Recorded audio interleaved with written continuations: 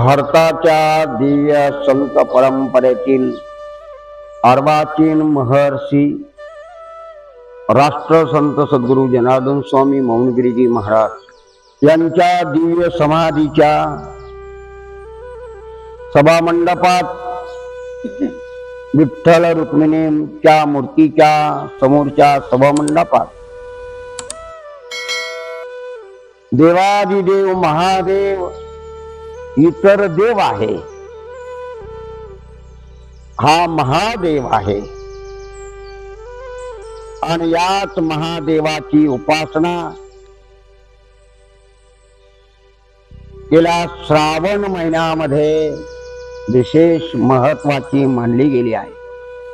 त्याच अनुषंगाने या ठिकाणी शिवकन्या शिवपुत्री माँ नर्मदा हिचंही वास्तव्य बाबाजींच्या म्हणण्यानुसार या ठिकाणी तिचंही अस्तित्व, तिचंही मंदिर, गंगा गोदावरीचा हा मधला परिसर, कोपरगाव बेट म्हणून प्रसिद्ध असलेले हे ठिकाण स्थान सद्गुरू जनार्दन स्वामी महाराजांनी चिरकाल वास्तव्या करता, भाविक भक्तांच्या हिताकरता, भाविक भक्तांच्या कल्याणाकरता चिरकाल वास्तव्या करता ही कोपरगाव बेट भूमी निवडली। आणि याच भूमीमध्ये वर्षाभरामध्ये अनेक काही उत्सव असतात।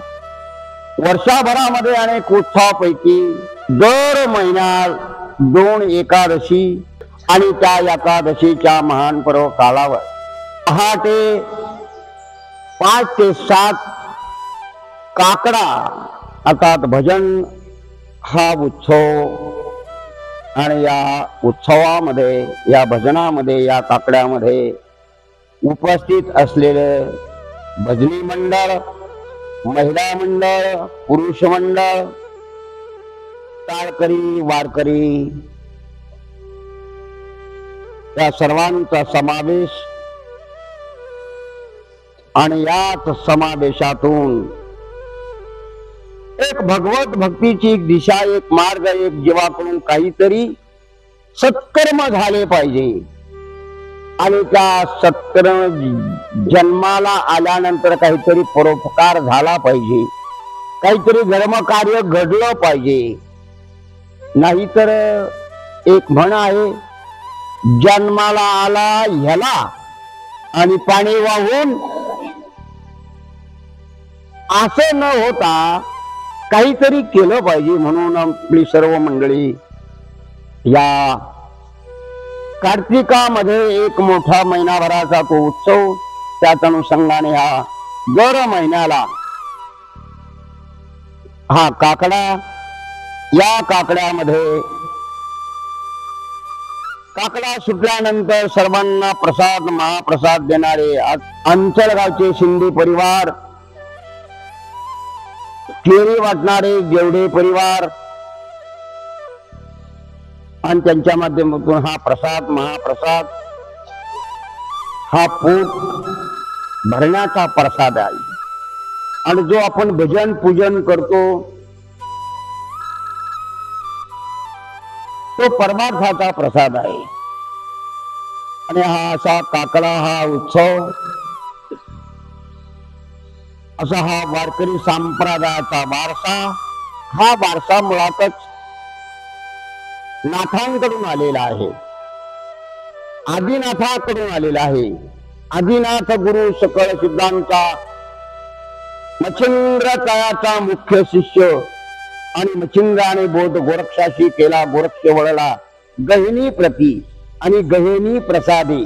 त्याच गहिनीनाथांनी त्र्यंबकेश्वरच्या त्या गुहेमध्ये असलेले गहिनीनाथ, त्या गहिनीनाथांनी जो प्रसाद दिला, गहिनी प्रसादी, खिचडीचा प्रसाद नाही, केळीचा नाही, इतर कोणताही प्रसाद नाही, सत्यनारायणाचा प्रसाद नाही, अध्यात्माचा प्रसाद, गहिनी प्रसादी निवृत्ती दातार, तो अध्यात्माचा प्रसाद गहिनीनाथाने निवृत्तीनाथाला दिला, आणि तोच निवृत्तीनाथाने ज्ञानदेवाला दिला, ज्ञाननाथाला दिला. आणि तेव्हापासून हा वारकरी संप्रदाय आणि याची आता प्रचार आणि प्रसार या संत मंडळींनी केला आहे. आणि अशा त्या संत मंडळींनी करीत असताना आणि याचा मूळ भगवान आदिनाथ आहे आणि याच आदिनाथाचे मुख्य शिष्य मच्छिंद्रनाथ आहे. आणि अशी ही नाथ परंपरा आपल्या देशभराच्या कानाकोपऱ्यामध्ये आणि नाथांनी ते अवतार घेऊन चौकड धर्माचा त्या नाथ संप्रदायाचा प्रचार आणि प्रसार केला. नाथ संप्रदायाचे काही वैशिष्ट्य आहे. नाथ संप्रदायामध्ये एक आडबंग माणूस होता, एक आडबंग. नाथांना वाटलं हा जर एवढा आडबंग आहे याला थोडस शहाणं केलं पाहिजे, म्हणून तर त्या आडबंग अवस्थेत स्थितीत असलेला तो अडबंगीनाथ. अडबंग त्याचं नाव माणिक आणि त्याला नाथ पंथामध्ये समाविष्ट करून घेतलं आणि त्याचं नाव आडबंग नाथ ठेवलं. दुसरं एक वैशिष्ट्य आहे, एक राजा होता, एक गोपीचंद नावाचा राजा. तर राज्य कारभार सोडून त्याने नाथ पंथाची दीक्षा घेतली. सगळं ऐश्वर्य संपन्न असलेला तो आणि राजा, त्याचं नाव गोपीचंद आणि त्यालाही त्या राजाला सुद्धा नाथ संप्रदायामध्ये समाविष्ट करून घेतलं. नाथ संप्रदायाचं तिसरं एक वैशिष्ट्य आहे, त्या नाथ संप्रदायाने एक महिला, तिलाही मैनावतीला सुद्धा नाथ संप्रदायामध्ये समाविष्ट करून घेतलं.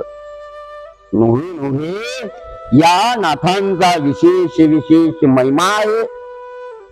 नाथ संप्रदाय आपल्या देशभराच्या कानाकोपऱ्यात विखुरला आहे आणि त्याच नाथ सर्व नाथांनी बद्रीनाथ केदारनाथ या ठिकाणी तपश्चर्या करून बहुतांश नाथ आपल्याच या परिसरामध्ये महाराष्ट्राच्या या नगर जिल्ह्यामध्ये आणि अनेक काही जिल्ह्यामध्ये सातारा, नगर आणि अशा नगर आणि अशा आपल्या आणि संभाजीनगर या परिसरामध्ये ही सगळी नाथ मंडळी तपश्चर्या करून आणि इकडे दक्षिणेकडे आली आणि दक्षिणेकडे येऊन चिरकाल वास्तव्या करता ही भूमी, हा परिसर निवडला. आणि अशा त्या परिसरामध्ये याला गर्भागिरीच्या या रांगा म्हणतात. अशा त्या गर्भागिरीवर मच्छिंद्रनाथ आजही स्थित आहे. त्याचप्रमाणे कानिपनाथाची समाधी गर्भागिरी पर्वताच्या ज्या रांगामध्ये आणि त्या एका उंच टेकडीवर आहे. त्या गावाचं नाव आहे मढी. आणि पहिलं मठी होतं. मठी म्हणजे साधू संत राहणाऱ्या, उगी राहणारे मठी म्हणत होते. मठीचं मढी झालं नाव. आणि त्या ठिकाणी कानिपनाथ महाराज आणि संजीवनी समाधी घेऊन त्या ठिकाणी थांबले. आपल्या सर्वांना ज्ञात आहे, आपले दरवर्षी दिंडी जात असते आणि त्या फाल्गुन महिन्यातल्या रंगपंचमीला भव्य दिव्याची ती यात्रा असते. त्या दिवशी कानिपनाथाने समाधी घेतलेली आहे, संजीवनी समाधी आहे. आजही भव्य दिव्य लोकांना, अनेक लोकांना, अनेक भक्तांच्या मनोकामना पूर्ण करणारी ती समाधी आहे. जशी बाबाजीची समाधी तशीच नाथांची समाधी, अशा अनेक नाथांच्या समाध्यापैकी कानिपनाथाची समाधी मढीला आहे. जय जनार्दन, जय जनार्दन, जय जनार्दन.